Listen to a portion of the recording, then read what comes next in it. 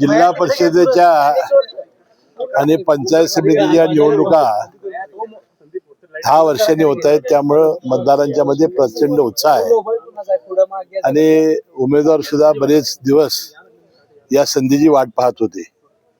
आता ही संधी या निमित्ताने आलेली आहे आणि पुन्हा एकदा लोकांचं जे लोकशाही आहे ते आता जिल्हा परिषदेमध्ये सुरू होणार आहे. अजितदादांच्या निधनानंतरची ही निवडणूक काय वाटते? राष्ट्रवादीला चांगला प्रतिसाद मिळेल? नाही, राष्ट्रवादी काँग्रेस पक्ष ही पहिल्यापासून पश्चिम महाराष्ट्रामध्ये चांगल्या पद्धतीची विस्तारलेली आहे आणि अजितदादांच्या जाण्यानं फार चटका सगळ्या मतदारांना, सगळ्या कार्यकर्त्यांना बसलेला आहे. मला वाटतं या निवडणुकीमध्ये जी सहानुभूती आहे अजितदादांची निश्चितपणानं लोक दाखवतील असा विश्वास आहे. आता रोहितदादांनी पण मतदान केलं, त्यावेळी त्यांनी म्हटलं की 12 तारखेला अजितदादांची एकत्रीकरणाची इच्छा होती, ती आम्ही बोलून दाखवणार. 12 तारखेला याची भूमिका पत्रकार परिषदेतून सगळीच मांडणार. ठीक आहे ना, त्याने आता भूमिका त्यांची काय आहे आम्हाला माहिती नाही. फक्त आमचं मत होतं की जे विलिनीकरणाबद्दल चर्चा हे करतायत म्हणजे राष्ट्रवादी साहेबांचा गट, त्या चर्चेमध्ये अजितदादा होते, आम्ही कोणी प्रमुख माणसं नव्हती, एवढा आमचा दावा आहे.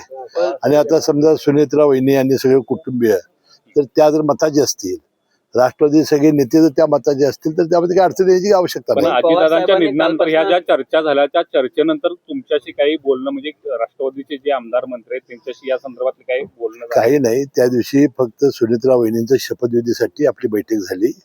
तशी बोलण्यासारखी परिस्थिती नव्हती, कारण सगळेजण प्रचंड एक दुःखाच्या ह्याच्यामध्ये होते. प्रचंड असा झटका बसलेला होता आणि एक ॲटोबॉम्ब पडावा असं राष्ट्रवादींच्या कार्यकर्त्यांच्यावर पडलेला होता, त्यामुळे सगळे सुन्न होते. पवार साहेबांनी बैठक घेऊन त्या ठिकाणी भूमिका मांडणार, काही शंका मनामध्ये आहे, अशा प्रकारची भूमिका मांडलेली आहे. त्याबद्दल सुद्धा मुख्यमंत्री महोदयाने आधीच चौकशी लावलेली आहे. त्याशिवाय केंद्र सरकारने सुद्धा चौकशी सुरू केलेली आहे. त्यातून जो ब्लॅक बॉक्स सापडलेला आहे त्यामुळे चित्र स्पष्ट होईल. जे अहवाल सादर केले जातात ते अगदीच दाखवायची म्हणून काही दाखवले जात आहेत, जे महत्वाचे काहीतरी येणं गरजेचं ते येत नाही असं. आता एक यातला महत्वाचा घटक म्हणजे पवार साहेब, त्यांनी सांगितलं हे काय अपघात नाही, हे प्युअर ऍक्सिडेंट आहे, अपघात आहे सांगितलं त्यांनी. पण पवार साहेबांनी आता बैठका म्हणजे कौटुंबिक बैठका पवार कुटुंबियांच्या सुरू झालेल्या आहेत कालपासून. विशेषतः मोठ्या पवार साहेबांनी यामध्ये लक्ष घातलं नाही. त्यामध्ये बघा, त्यांच्या बैठका त्यांचं सातत्याने कुटुंब हे एकत्रच होतं.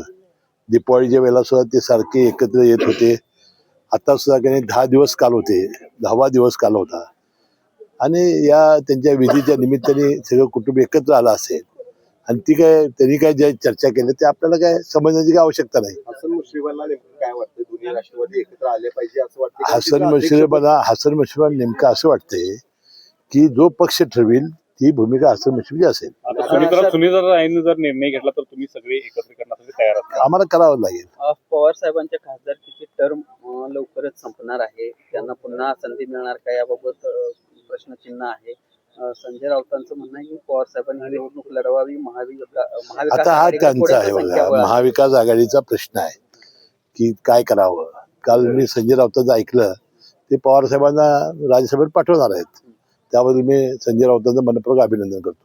नाही, अजितदादांच्या एकूणच या सगळ्या अपघातातून मृत्यू खरं तर तुमच्याच पक्षाचे काही आमदार आहेत ते प्रश्नचिन्ह उपस्थित करतायत आणि इकडे उच्चस्तरीय चौकशी सांगितलं ना. बजरंग सोनवणे हे पवार साहेबांच्या गटाचे खासदार आहेत, ते राष्ट्रवादीचे नाहीत. ठीक आहे, आता जे लोक शंका उपस्थित करतायत त्यावर चौकशी हाच त्याला आता उपाय आहे, दुसरा कुठला उपाय असू शकतो.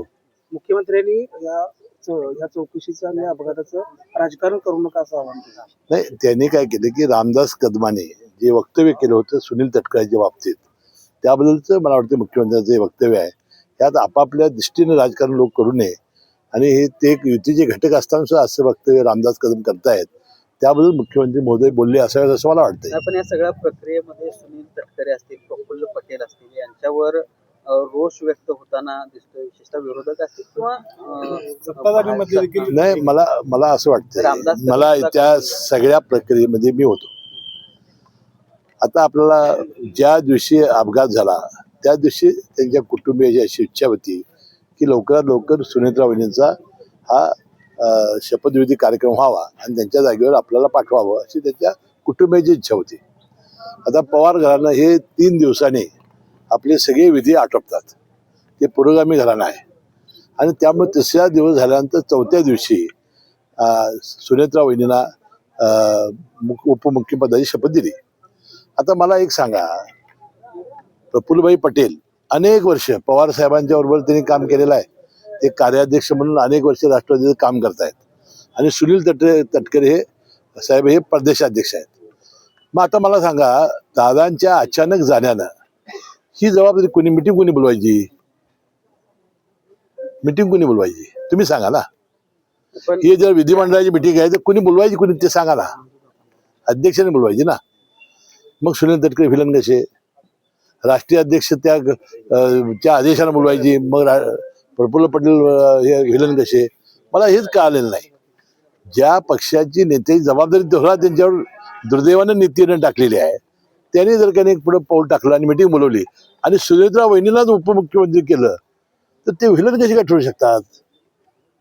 पण ह्या सगळ्या प्रक्रियेवर ठरवलं या संदर्भात कोण ठरवण्याचा प्रयत्न करते त्यांना नाही, मला माहिती नाही. ते तुम्हीच आता बोलल्यावर कळालं मला. संजय कोण राऊत ते या बोलतंय? सगळ्या प्रकरणावरती वारंवार तुमच्यावरती सगळ्या तुमच्या पक्षावरती टीका करताना पाहायला मिळतात. राष्ट्रवादी हा भाजपचा गुलाम झाला. आता राष्ट्रवादी काँग्रेस पक्ष हा आमचा वेगळा पक्ष आहे. आता यांनी कुणी लुडबुड करण्याची आवश्यकता नाही. आता तो निर्णय घेण्याची समर्थ सुनेत्रा वहिनी आणि आमचा राष्ट्रवादी काँग्रेस पक्ष आहे. याच्यात आता ही लुडबुड का करतायत आणि विनाकारण आमच्या दुःखाच्या प्रसंगामध्ये आम्ही सगळे दुःख शोक सागरात बुडालेले असताना ही मंडळी का डिवचतायत ही शंका मलाही आहे. मतदार यादीमध्ये समन्वय- मूळ अजूनही कायम आहे. मतदान शहरातल्या मतदारांचं आता नावं काही जिल्हा परिषद नावं पंचायत समितीच्या पाहायला मतदार यादीत पाहायला मिळत आहेत. अगदी दुबार मतदारांची संख्या देखील वाढलेली दिसते. आता दुबार मतदानाच्या वेळेला त्यावेळेला निवडणूक आयोगाने स्पष्ट आदेश दिले होते, ज्यांची दुबार नावं असतील त्या समोर लिहा आणि त्यांच्यावर लिहून घ्या. मी इथं मतदान करणार, दुसरे करणार नाही, असे जे जे करतील त्याच्यावर त्यांनी ताबडतोब कारवाई करावी. अजितदादांच्या प्रकरणावरून तुम्ही जी काही वक्तव्य केली का बाबा संजय राऊत तुमच्यावर त्या संदर्भामध्ये संजय राऊत त्या संदर्भामध्ये तुमच्यावर टीका करतायत. दुसऱ्या बाजूला विजय वडेट्टीवारांनी मात्र तुमचं समर्थन केलेलं आहे किंवा तुम्ही जी काही भावना व्यक्त केली ती प्रामाणिक भावना नाही, आहे. आता त्यामुळे समन्वय त्यांच्यामध्येच नाही. टीका करण्यासारखं आपलं काही नाही ना. तुमच्या एक लक्षात येत नाही की माझ्या नेत्याचं दुःखद निधन झालेलं आहे, ज्यानं मला 30-40 वर्ष सांभाळलं आणि ह्याबद्दल माझं विधान कुठे काय आहे? संजय राऊत कशाबद्दल टीका करतात मला काय समज नाही. मी वक्तव्य केलं होतं की जे घडलंय ते मी बोललो होतो. आता ती गोष्ट त्यांना का लागावी हे मला काही कळालं नाही. वडेट्टीवारांचा मी मनपूर्वक आभारी आहे की त्याने याबद्दलच्या माझ्याबद्दलच्या भावना ज्या चांगल्या व्यक्त केल्या त्याबद्दल. जिल्ह्याच्या 2 नंबरच्या जागा तुम्ही राष्ट्रवादी म्हणून लढवताय.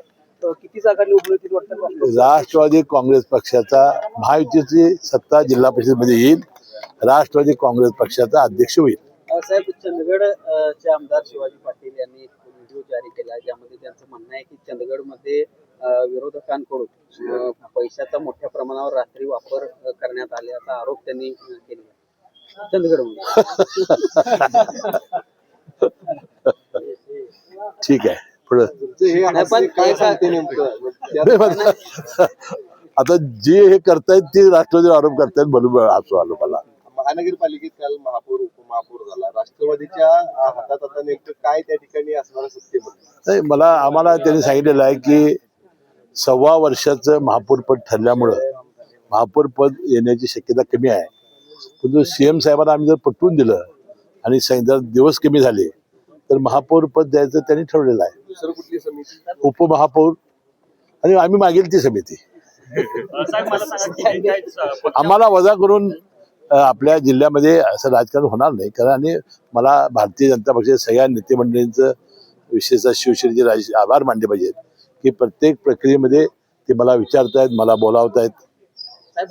पालिका निवडणुकीमध्ये मार्करचा वापर करण्यात आलेला होता. या निवडणुकीत पुन्हा शाईचा वापर करण्यात आला. नाही, त्याला प्रचंड टीका झाल्यामुळं पुन्हा त्यांनी आता यावेळेला शाही आणलेली आहे. पक्षामध्ये आरोप करायला जागा लागला. गेल्यानंतर जी पोकळी निर्माण झालेली आहे ती सर्व व्यवस्थित होण्यासाठी किती काळ जाईल? राष्ट्रीय अध्यक्षपदाची निवड पण काय केली जाईल का? त्याची काय चर्चा झाली? नाही, आता नाही. आता जिल्हा परिषद झाल्यानंतर आम्ही सगळे बसणार आहोत आणि मग आपण सुनेत्रा वहिनी, त्यांचं सगळं कुटुंबीय, राष्ट्रवादी सगळे खासदार, आमदार, सर्व जिल्ह्याचे अध्यक्ष वगैरे बसून हा निर्णय होईल. साहेब, पार्थ पवार असतील, रोहित पवार असतील, या सगळ्यांना आजोबा म्हणजे शरद पवार या नातवांना आता मार्गदर्शन करणार आहे. काय सांगू शकतील किंवा काय नाही, त्यांचा तो त्यांचा कौटुंबिक मामला आहे. आज तरी कागदावर आम्ही दोन पक्षी वेगवेगळे आहोत.